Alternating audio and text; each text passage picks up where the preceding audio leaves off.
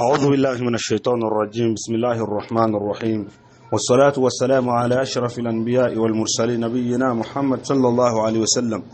Ambe bi samedi dunya bayna noye le 4 janvier 2025 ambola ni watina awdenge ana awbalmake o mangando noye Modibo Diallo ye abela jelemba kalama kafo na ya an kungame wati chama alhamdulillah kacha Allah taala fe anga karamoke anga ustazi anga doktoro al-sheikh al-amir al-mu'minin wa khalifatul muslimin noye Mahmoud al-Khairi ni Burkina Beko ko Afrique zira juba ala Burkina Beko koti alhamdulillah Imam Mahmoud Diko foli baye tarnim baye barkada baye alhamdulillah bi ani ñogon soroya amina explication fitini di sabula kan an balelon to duguma kolo ko kan histoire na temana Imam Mahmoud Diko ka kola ante an sigi ka laje ka foko dobino o falsifier an ñena walma ka fo kibe histoire konin kibo o yelema on yere sigile ñena kanto fiŋɛ samali la dugumakolo in kɔ kan k'a fɔ k'an ma bɔ ka o expliquer mɔgɔw ye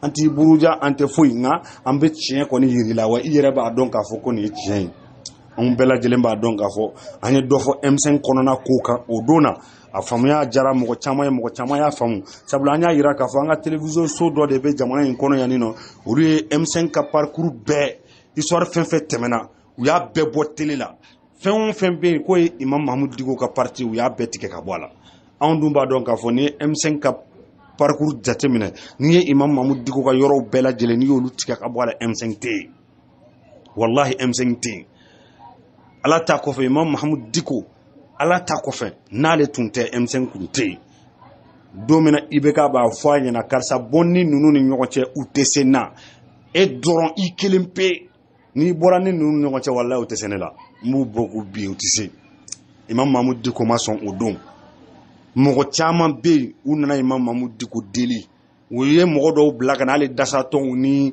jamana yɛrɛ maaba dɔw y'u bɛɛ bila ka na Imam Mahmoud Diko kama Imam Mahmoud Diko danna kan kelen ma don o tuma na n'aw nana ka na k'aw bɛ ne bolo fila siri ka da ne kɔ k'aw bɛ ne deli o tuma na hɔrɔn tɔw dun Imamu ye hɔrɔnya da to maa caman na nin ko in na koyi a ko k'o tuma na hɔrɔn tɔw dun hɔrɔn tɔw olu dun ne ni maa minnu bɛ kɛlɛ la olu dun wallahi n t'u janfa don min na i bɛ k'a b'a fɔ bon ne bɛ minisiri 6 dɔrɔn ta a tɔ bɛɛ e ta ye Mahmoud Diko mɔgɔ ka di o bila yen a ko wallahi ne tɛ se k'o kɛ hɔrɔn tɔw bɛ yen n t'u janfa fo n ka sa Diko ye nin de fɔ a don cɛkɔrɔba in ye hɔrɔnya datɔ ma jamana nka bi an yɛrɛ bɛna ni seereya ni fitini ye n'an tilala kuma la sisan o video an bɛna olu de bila a la olu bɛna tɛmɛ seereya minnu bɛ yen nɔ ni maaw yɛrɛ bɛ yen minnu tun b'a ɲɛmɔgɔya la walima maaba minnu tun bɛ M5 kɔnɔ walima maa wɛrɛw minnu y'a seereya k'a fɔ ni Imam Mahmoud Diko yɛrɛ tun tɛ M5 tɛ yen n'i y'a mɛn M5 Imam Mahmoud Diko de ko don a video tɛna janya a video an bɛn'u kala bɛɛ lajɛlen k'a lamɛn seereyaw don témoignages don yanni lahara cɛ a tɛ tunu ni Alahu taala ka jɛn an ka jɛ an ka video ninnu an k'a lamɛn n'an y'a lamɛn ni hakili an bɛ faamuya sɔrɔ a la histoire tɛ yɛlɛma k'an to balo la maa dama an bɛ fiɲɛ sama a tɛ yɛlɛma ala ka na ni Imam Mahmoud Diko ɲuman ye ka bɔ Algérie jamana kan a nadon ala k'a kɛ hɛrɛ ye anw b'a dɔn jamana cila tɛ faso jɔbaga don wa a b'a ka diinɛ fɛ wasalamu alaikum wa rahmatullahi wa barakatuh bɛɛ k'i jilaja ka bɔ ka kɛnɛ fɔ o y'u ka maaw ye u ye maa min wolo ale n'u ye maa min sa diinɛ ɲɛmɔgɔ mun n'ala ban'u la ni kira ban'u la ni nabi ɲumanw ban'u la ni fasodenw ban'u la donc m'aw fo k'aw barikada parce que an bɛ kɛnɛ min kan n'o ye diinɛ ni danbeko kɛnɛ n'o ye hɔrɔnya kɛnɛ donc n'an ye ɲɔgɔn sɔrɔ kɛnɛ kan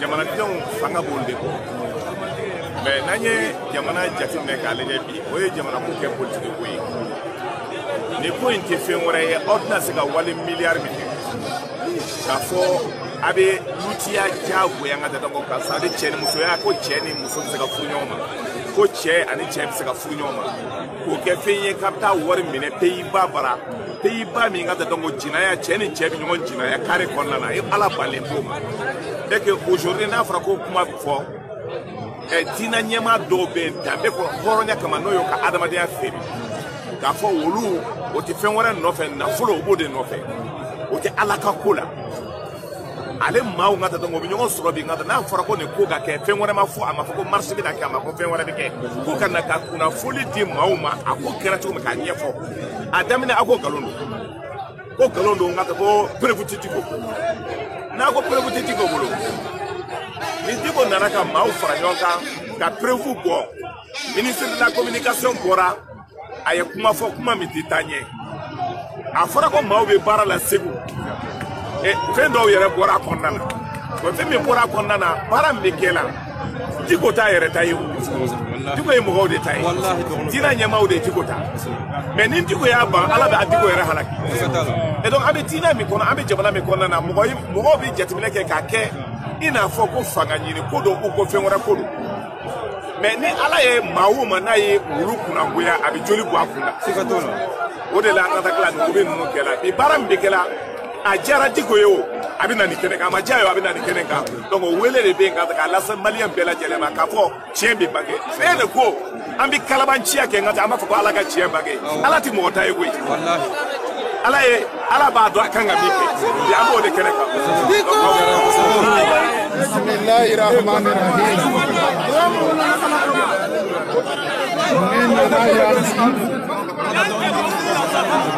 kana terike animbalmaje Mahmoud Dicko kana fo akawelela kakawele jabi ta deme akabara amma fe kamu fo ni kibaruya mu flenye malien ka jati kelemine sariya dɔ tun bɛ Mali kɔnɔ sariya dɔ tun bɛ yan o tun bɛ ludiya kɛlɛ de n'i yera a la i bɛ taa maafagalaw ka kiriyɔrɔ la o tubabu sariya kabini 1962 Modibo Keïta kun y'o don an ka sariyaw kɔnɔ n'i yera ludiya la i bɛ taa maafagalaw ka kiriyɔrɔ la i bɛ san 20 travaux forcés kɛ i bɛ ban o la yɔrɔ min a dɔ la i bɛ ɲina ludiya o sariya in n'i y'a ye a bɛ fɔ bi ko ka taa lakalan denmisɛnw kun aw bɛ code de la famille kɛlɛ la tuma min u y'o sariya tan ka bɔ an ka sariya kɔnɔ ko maa kana ludiya kɛlɛ Mali la n'i ye bi kalan in bɛ fɔ ko ka taa kalan kɛ o sariya mun tun b'a kɛlɛ o de wulila ka bɔ yen. Les présidents du Sénégal, de la Côte d'Ivoire, du Niger, du Nigeria et du Ghana ont achevé leur discussion. Côte d'Ivoire jamana masake, Sénégal jamana masake, Niger jamana kuntigi, Nigeria jamana kuntigi, ani Ghana jamana kuntigi. Olu bena uka kuma ɲɔgɔnya u kuncɛ.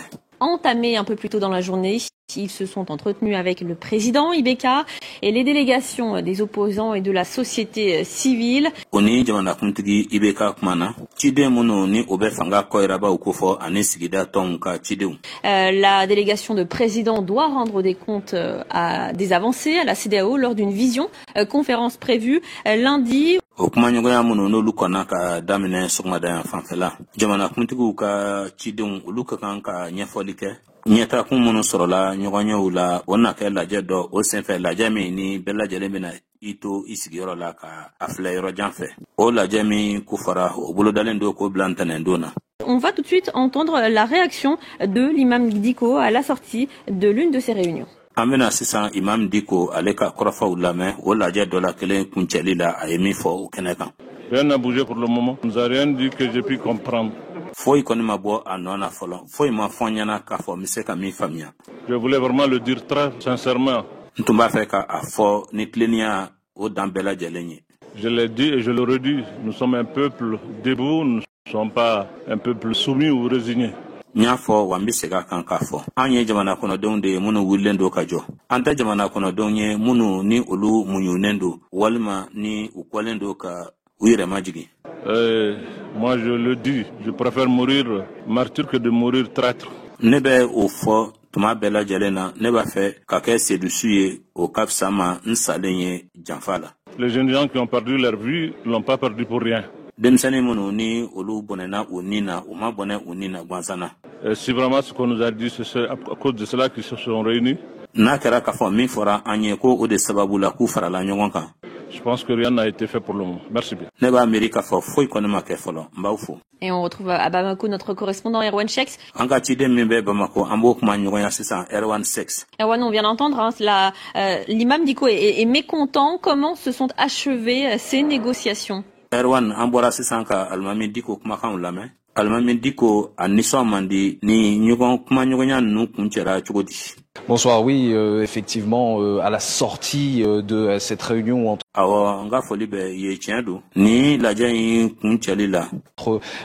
l'opposition, le M5 emmené par l'imam Dicko et les chefs d'État présents.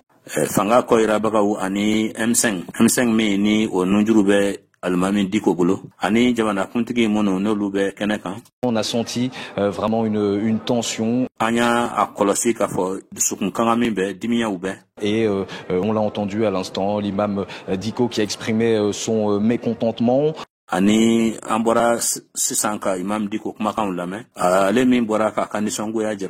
sait pas si clairement le dialogue est rompu. Si des mouvements auront lieu dans les heures, dans les jours à venir.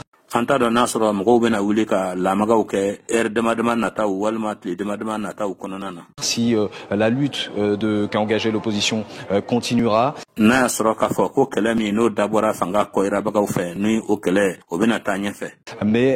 qui est certain, c'est que ça ne s'est pas. Il semblerait que ça ne se soit pas très bien passé entre les chefs d'État et l'opposition. Nga min koni jelendo o de flani abe inafo ko yin ateme chugo manye anya rerema jamana kuntigu hani fanga ko iraba ulu ni nyogonche. Comme le laisse entendre l'imam Dicko à la sortie à l'issue de cette réunion. Inafo imam Dicko oboraka kuma fo chugo mina ni la jan kunche kumana. À l'instant, le chef d'État du Niger et le président de la CEDEAO en exercice, Mamadou Issoufou.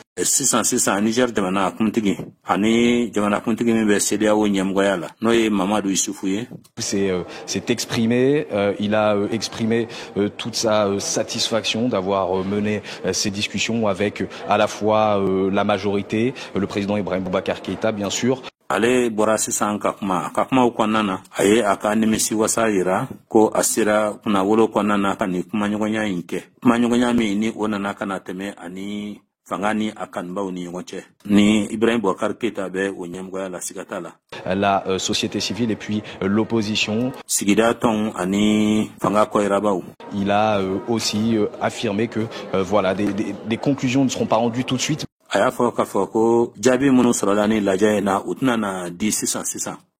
qu'elles seront rendues devant l'ensemble des États de la CEDEAO lors d'un grand sommet qui se tiendra le lundi 26 par visioconférence. Kunga ko jabe no bena kana di jamana ubela jelen kwa nyamgo ka laje keneka ni obesidawo jamana nyamgo kufo o laje obena kana ke ntene no be ben kalot le mugan ani waroma bena isiglento ika jamana kan ko o laje fle jabaranina. Merci Erwan Chex pour vos précisions depuis Bamako.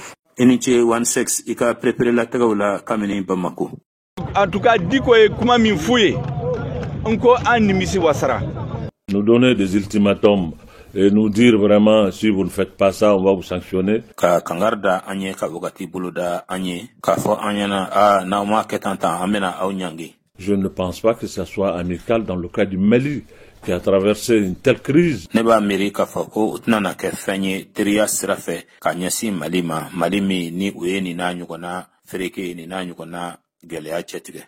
La CEDEAO, bon, ils nous ont accompagnés, c'est vrai, mais pas de façon visible comme on le souhaitait. CEDEAO aye andeme ka amblasra tiendu nga antumba fe ukunka andeme ka amblasra nyemi ka kene ka benyana a maketi. Et que si aujourd'hui il sort le bâton pour essayer de nous dire bon vous faites ça ou on vous sanctionne. Ka yebi ka fako ube beredeta ka fo anyana ka fo abake antaye walma ambe aunyangi. Ce n'est vraiment pas amical, ce n'est pas les pays amis frères qui doivent se comporter de cette façon à l'endroit de leur... Ote fenye femi nabe teria kufo. Jamana munu be nulu jatelembe kuluye ampalma jamana uye kuye anteri jamana uye. Olu mankan kani nyugana jogota kanyasin usiri nyugan jamana ma. Kanyasin uteri jamana nu palma jamana ma. Alors la CEDEAO très critiquée ces derniers jours à Bamako. Ni don laban nunu kononana CEDEAO korofa golembe kata kanyasin ama Bamako. Pourtant, vous l'avez dit, il y a des règles auxquelles le pays a souscrit. Est-ce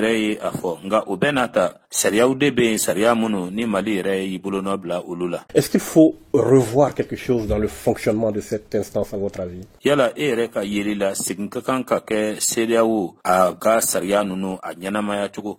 Bon, ça, c'est peut-être il y a des voix plus autorisées que la mienne qui doivent dire ça. Je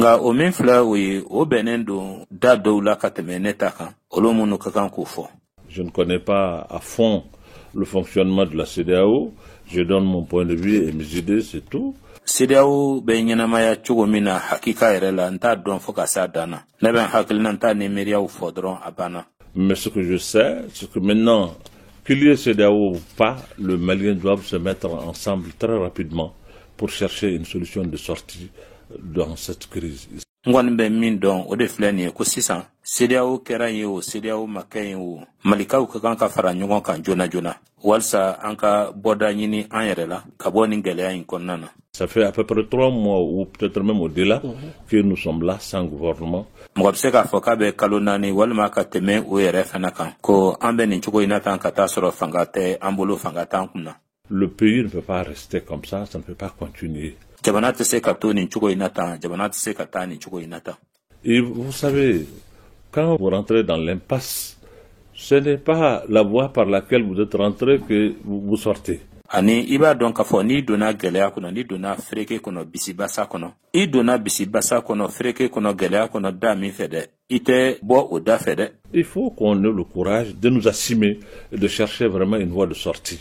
Faut anga dusude soroka anjo rola. Ani akakanka boda de yini anyerela ka bofa yini anyerela. Si la communauté internationale, y compris CEDEAO, pense aujourd'hui que la présidence de cette transition doit venir à des civils. Nakara ko jenserikani mgo ka ton CEDEAO sembala ni uluba Amerika fa ko ni Franchela fanga yinyemgoya ko ka di mgo gansan doma minte nantigi. Mais qu'on donne ça à des civils, le Mali est rempli de cadres et des hommes intègres. Nakara otugola akadi mgo gansan doma Mali falendo mgo kala nuna mgo famiale munuye mgo ladruye. Trouvons vraiment cet oiseau rare et puis donc faisons vraiment le o mgo mini obeka nyini de chugo bela jalena anko o nyini ko soroka fanga indoma. On peut se conformer aux exigences de la CEDEAO. CEDEAO beka fami wajibia anka amse kan berebe no yewa. Même il faut se conformer pour ne pas vraiment nous exposer à des sanctions. Awo anka ayere berebe ni o walsa anka na ayere la di nyange numa. Pas seulement de la CEDEAO, mais de la communauté internationale et de tous les partenaires. Je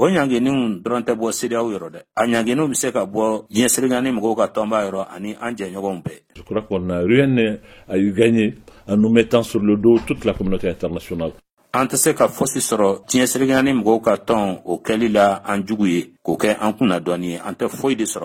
Imam Dicko, les leaders du G5 et vous-même avez récemment rencontré le chef de l'État, Ibrahim Boubacar Keïta. Vous lui avez remis un mémorandum. Imam Dicko kafara M5 nyamugo kan ko sayna awni jamana kuntigi Ibrahim Boubacar Keïta e nyogoyi awye laini sebenta ko dama. Et à l'issue de cette rencontre, on a l'impression que le ton s'est à nouveau durci. O nyogonye senfe abe inafo ma nyogonya agelera awni nyogonche kokura. Pourquoi et est-ce que ces négociations sont en difficulté à présent? Ani mon kelempe de kama ni kuma nyogonya nunu olube gelea chela halibi. C'est vrai que après la rencontre, les gens étaient un peu frustrés. Tiens donc à Fako la diète menen kofe mko nisongwera. La rencontre n'a pas été à hauteur du souhait. Ani feme lainina la diète konana maseka soro. Mais je crois que depuis il y a une évolution. C'est-à-dire que le dialogue n'est pas totalement rompu. Maintenant, nous renonçons à la démission du président de la République. sisan kɔni an tun ye a fɔli min kɛ ko jamanakuntigi ka walan sɛmɛ an bɔra o ba kan. Parce que nous pensons que ça allait peut-être poser plus de problèmes que ça ne résout. Kamasɔrɔ an y'a miiri k'a fɔ ko bɛna ni gɛlɛya caman ye ka tɛmɛ o kɛli la ka gɛlɛya caman ɲɛnabɔ. Il faut évoluer et que lui aussi il fasse un geste pour qu'ensemble nous puissions trouver la solution. Fo an ka a lajɛ ka taa ɲɛfɛ ani jamanakuntigi yɛrɛ fɛnɛ ale fɛnɛ ka ko dɔ kɛ walasa an bɛɛ lajɛlen ka jɛ ɲɔgɔn fɛ ka fura dɔ sɔrɔ gɛlɛya la. De source à la présidence, la démission d'Ibrahim Boubacar Keïta n'est pas envisageable. Ka kɛɲɛ ni kunnafoni ye min bɔra jamanakuntigi sigiyɔrɔ la Ibrahim Boubacar Keïta kɛli ka walan sɛmɛ o ye fɛn ye fɛn min n'o tɛ se ka laɲini. Reste le gouvernement d'union nationale. A tɔ tora sisan ka fanga sigi sen kan min bɛ bɛɛ lajɛlen kofɔ. Il se dit que le président attend que vous lui proposiez des candidats pour intégrer la nouvelle équipe. A n'a tɔ tora san jamanakuntigi bɛ ka aw makɔnɔ walasa aw ka cɛbɔw kɛ cɛbɔ minnu ni olu ni ale ta bɛna fara ɲɔgɔn kan ka kulu kura sigi sen kan. Il n'est pas question que nous parlions de gouvernement d'union tant qu'on ne trouve pas de solution à ces différentes questions. K'a fɔ de ko an bɛ taa an sen don fara ɲɔgɔn ka fanga na o kuma tɛ yen ka taa sɔrɔ an ma jaabi sɔrɔ ni ɲininkali ninnu bɛɛ lajɛlen na ni gɛlɛya ninnu bɛɛ lajɛlen na. Le problème du Mali ne se résume pas seulement à un gouvernement d'union. Mali ka gɛlɛya tɛ ɲɛnabɔ dɔrɔn fara ɲɔgɔn ka fanga sigili la. C'est un problème de gouvernance de façon générale. Il faut aller en profondeur pour en parler. Bakurubaya la marako gɛlɛya de bɛ an da la ani wajibi don an ka o sɛgɛsɛgɛliw kɔnɔ dunya. Bon, nous demandons qu'on nous donne une assemblée représentative réellement du peuple. An mago bɛ wasabulon lakika de la o ka di an ma min bɛ jamana kɔnɔdenw bɛɛ lajɛlen kofɔ. Qui parle et agit au nom du peuple. O min ni a bɛ kuma ni ka tila ka baara kɛ jamana kɔnɔdenw tɔgɔ la. Est-ce que vous n'avez pas peur que ces négociations s'étalent dans la durée? Yala aw jɔrɔlen tɛ k'a fɔ ko o kumaɲɔgɔnya ninnu kana to senna ka mɛn kojugu. Que le temps joue contre vous et que finalement le mouvement s'essouffle. Ani ko wagati ka taa ka aw to yen ani a laban na sa wulikajɔ yɛrɛ ka nagasi. Aujourd'hui, c'est la nation malienne qui est en train de s'effriter. Bi faso Mali o de bɛ a la ka buruja ale de bɛ ka jasi. Ça commande que tous les enfants de ce pays-là se mettent ensemble aujourd'hui pour faire un sursaut national. A b'a wajibiya ko bi ni jamana in denw bɛɛ lajɛlen ka se ka wuli ka fara ɲɔgɔn kan walasa ka wulikajɔba de kɛ faso kɔnɔna na. Aller vers une refondation vraiment de notre pays. Walasa ka ɲɛsin an ka jamana a lakurayali ma a jɔliko kura baara ma. L'aboutissement de ce que nous demandons n'est pas en réalité quelque chose qui est dirigé par une personne ou un clan. An bɛ fɛn min ɲinina o kuncɛyɔrɔ tiɲɛ na o tɛ fɛn ye fɛn min ni a ɲɛmɔgɔya bɛ mɔgɔ kelen bolo walima jamakulu dɔ bolo. C'est tout simplement pour le Mali que nous agissons. An bɛ ka baara de kɛ Mali kelen pe de ye ani Mali kelen pe de kosɔn. Et donc il n'y a pas à se décourager. O la farifaga yɔrɔ tɛ yen. Pensons que c'est le chemin pour vraiment redresser le Mali, c'est notre façon de faire. Nin kɔni de ye sira ye walasa ka Mali latilen ni ye anw ta kɛcogo ye. Une nouvelle mobilisation est prévue ce vendredi 10 juillet. Des jeunes du M5 ont appelé à la désobéissance civile. Wulikajɔ kura o bolodalen don juma ka bɛn ni kirifɔ kalo n'o ye san kalo 7 tile 10 ye. M5 denmisɛnninw olu y'a fɔ ko ka murutili boloda ko ka ɲɛsin fanga ma. Ma fonction et mon âge aujourd'hui, mais comment être mesuré? Jɔyɔrɔ min bɛ ne na ani si min bɛ ne na bi o b'a wajibiya ne kan ko n ka kɛ hakɛlamɔgɔ ye. Je peux pas moi être le va-t-en-guerre, non, pas du tout. Ne tɛ se ka kɛ mɔgɔ ye min b'a fɔ mɔgɔw ɲɛna ko u ka taa kɛlɛ kɛ ayi cogo si la. Mais je comprends les jeunes, je comprends leur frustration. Nka n bɛ sifinw faamu n bɛ u ka dusumakasa fana faamu. Mais aujourd'hui, nous devrons montrer à la jeunesse autre chose que la violence. Nka bi an ka kan ka fɛn wɛrɛ yira sifinw na denmisɛnw na min tɛ dantɛmɛ wale ye. C'est ce que j'ai dit et je continue sur cette ligne. N ye o de fɔ wa n bɛ taa ɲɛfɛ ka to o sira fɛnɛ kan. Nous sommes fermes, déterminés. An ye min fɔ an bɛ to o kan wa an cɛsirilen fɛnɛ bɛ to o kan. Et nous y allons jusqu'au bout. Ani an bɛ taa fɔ a dan na. Mais en allant avec mesure et retenue. Nka an tatɔ an bɛ o kɛ ni yɛrɛminɛli ani a kɛcogo ɲuman ye. Issu d'une famille de notables, Mahmoud Dicko est une figure bien connue des Maliens. Mahmoud Dicko ale bangena du kɔnɔ du min ni o ye sigibagaw olu ka du ye a lakodɔnnen don kosɛbɛ malikaw fɛ. Cet imam se fait un nom en 2009 en s'opposant à l'adoption d'un nouveau code de la famille. ni alimami min filɛ nin ye a ye tɔgɔba sɔrɔ san 2000 ani 9 la a kɛlen kɔ ka a ka ban boloda ka o ɲɛsin sariya gafe dɔ ma min bɛ denbaya kofɔ. Il parvient à contraindre le gouvernement à adopter un texte moins ambitieux que prévu. A sera ka fanga wajibiya a ka sariya gafe ta sariya gafe min ni o kun tɛ dɔ in bɔ kɔnɔkumaw ta fan fɛ. Notamment sur les droits des femmes. Kɛrɛnkɛrɛnniyana musow ka hakɛw kow ta fan fɛ. Plus récemment, il a aussi fait censurer un manuel scolaire d'éducation sexuelle qui abordait l'homosexualité. Kɔsa in na i kɔrɔ a ye sɛbɛn dɔ fɛnɛ carili bali o sɛbɛn min kɔnɔ kumana na cɛ ni cɛ ka ɲɔgɔn ɲini musow ni musow ka ɲɔgɔn ɲini n'o ye lutiya tigilamɔgɔw ka tɔn ye a ye o gafe carili bali. De janvier 2008 à avril 2019, k'a daminɛ 2008 o binawulen kalo la n'o ye san kalo fɔlɔ ye ka n'a bila san 2019 o ngodibi kalo la ni o ye san kalo 4nan ye. Il préside le Haut Conseil islamique, a nana kɛ au Conseil islamique tɔn ɲɛmɔgɔba ye. Un poste d'influence dans un pays à 95% musulmans. O ye jɔyɔrɔ min ni a yankan ka bon jamana kɔnɔna na jamana min ni o silamɛw kɛmɛ ni o ye 95 ye. Son rigorisme religieux inspiré du wahhabisme saoudien. Kolo gɛlɛya min bɛ a la dinɛ la banbani min bɛ a la dinɛ na o ye fɛn ye fɛn min ni a bɔra Saoudia mɔgɔw olu ka wahabiyaya kɔnɔ. Lui confère un certain crédit auprès des djihadistes. O kɛra sababu ye ka danaya sugu dɔ da a kan jahadimɔgɔ dɔw ta fan fɛ. Il devient alors un médiateur privilégié entre eux et les élites maliennes. A kɛra o la sa cɛlabɛnnikɛla ye Mali faamaw ani o jahadimɔgɔ dɔw ni ɲɔgɔn cɛ. En 2013, san 2013 la, il contribue à l'élection de l'actuel président, Ibrahim Boubacar Keïta, en lui apportant son soutien. A kɛra sababu ye jamanakuntigi min bɛ jamana kunna nin ye ko suganti n'o ye Ibrahim Boubacar Keïta ye a ye a ka dɛmɛ lase o ma. Mais il devient ensuite un vigoureux critique du pouvoir. O kɔfɛ tuguni a tilara ka kɛ mɔgɔ ye mɔgɔ min ni a tun bɛ kɔrɔfɔ gwɛlɛnw ta ka o ɲɛsin fanga ma. Jusqu'à créer l'année dernière son propre mouvement pour fédérer la contestation contre le président. Fo kana se a ye a yɛrɛ ka tɔn sigi Salango walasa ka fara ɲɔgɔn kan kɛ tɔnw ni ɲɔgɔn cɛ jamanakuntigi kama.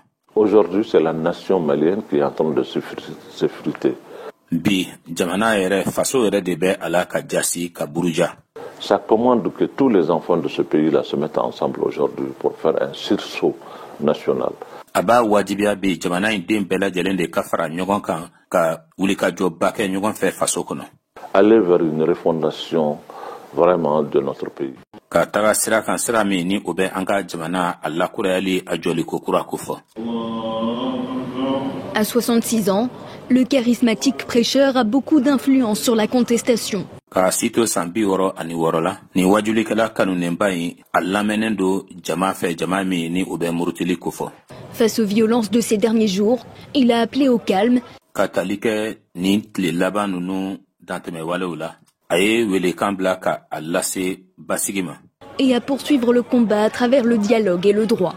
A y'a fɔ fana ko wulikajɔ n'o ye kɛlɛ ye ko o ka to senna ka fara kumaɲɔgɔnya ani sariya kan. La junte militaire sommet aussi de tenir ses promesses de changement. Sɔrɔsikulu minnu bɛ fanga la olu fana ye a kanu k'a fɔ ko u bɛna u ka layidu dafa walasa ka yɛlɛmali kɛ. Par une figure centrale de la crise politique, l'imam Dicko. O bɛ kɛ mɔgɔ fɛ mɔgɔ min ni o ye mɔgɔ dɔn ni politikiko gɛlɛya ta fan fɛ n'o ye alimami Dicko ye.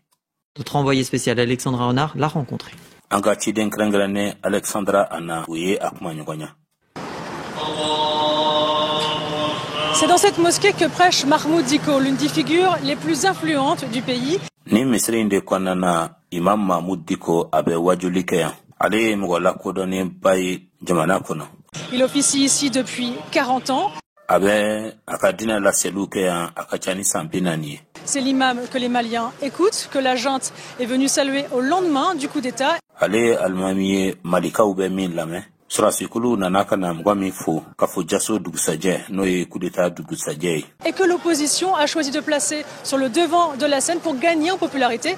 Fanga kɔyirabagaw ye a kanu ka min ta k'a bila ɲɛfɛ walasa u ka se ka tɔgɔ sɔrɔ. Mais c'est aussi celui qui a appelé à déborder les autorisations des manifestations contre l'ancien président Ibrahim Boubacar Keïta le 10 juillet. Ale ye mɔgɔ ye fana mɔgɔ min ni a ye welekan bila walasa jama ka se ka bɔ ka fan bɛɛ lajɛlen minɛ. O wagati y'a sɔrɔ Ibrahim Boubacar Keita ale bɛ fanga na a ye wele kan bila ko mɔgɔw ka bɔ o kama. O nana ka na kɛ kirifɔkalo n'o ye san kalo 7 tile 10 dɔ ye. Des manifestations qui ont fait plus d'une quinzaine de morts et de 100 blessés. O wulikajɔw senfɛ mɔgɔ min tora o la a ka ca ni mɔgɔ 15 ye maa minnu joginna o bɛ mɔgɔ 100 bɔ. Il faut nécessairement que ce processus de changement qui est enclenché soit maintenu. Wajibi don wulikajɔ min sigira sen kan ka yɛlɛmali kɛ o ka kan ka to sen na. C'est une dynamique, nous serons là pour prier et pour donner des conseils s'il le faut. Nin kɔni ye tagabolo min kosɔn an bɛna kɛ yan walasa ka Ala deli ani n'a ka kan fɛnɛ yɛrɛ an bɛna ladilikanw di. Les militaires sont nos enfants, c'est pas des extraterrestres. Sɔrdasi ninnu nantigi ninnu ye an denw de ye mɔgɔw tɛ ko minnu bɔra sanfɛ ka cun. Ce sont nos enfants à nous. Pourquoi ne pas avoir confiance en eux? Pourquoi? An denw de don munna an tɛ danaya da u kan munna. Mais avoir confiance à eux ne veut pas dire qu'on va leur libérer le pays pour en faire ce qu'ils veulent. Nga ka danaya da u kan o kɔrɔ tɛ k'a fɔ ko an bɛna jamana bila u ka bolo kan walasa fɛn min ka di u ye u k'o kɛ jamana la. Moi, ce que je sais faire le mieux, c'est ce que vous avez vu, c'est faire prier les gens. Nga ne kɔni ne kusan min na n bɛ min dɔn k'a ɲɛ i n'a fɔ aw yɛrɛ y'o ye sisan cogo min na o ye ka mɔgɔw laseli ye. C'est ma vocation et je resterai imam, Inch'Allah. O ye ne ka baara de ye wa n bɛna to o alimamiyaw la ni Ala ka diɲɛ ye. Je n'ai aucune ambition d'être président de la République. Nga ni y'a fan si tɛ ne kɔnɔ ka kɛ jamana kuntigi ye. Le message de l'imam Dicko porte bien plus loin que les portes de la mosquée, ici dans ce palais de la culture.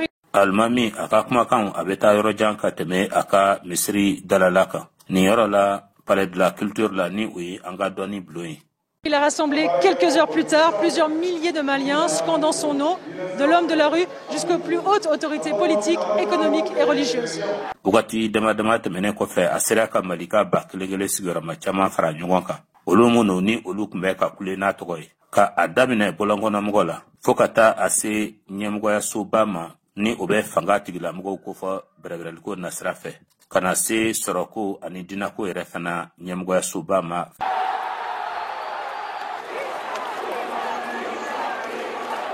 Imam Dicko est connu de tout le peuple malien. Imam Dicko a donné do Malika bɛɛ lajɛlen fɛ. Et chaque fois quand il se lève, c'est pas pour des intérêts partisans. Wa tuma ni a bɛ wuli fɛnɛ a tɛ wuli a yɛrɛ ka nafa kosɔn walima mɔgɔ damadamani ka nafa kosɔn.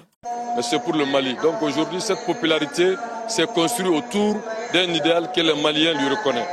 Ola n'a bɛ wuli a bɛ wuli Mali de ye. Tɔgɔ min bɛ a la bi o dilanna kuntilenna dɔ de kunna kuntilenna min ni Malikaw bɛ o dɔn a ye.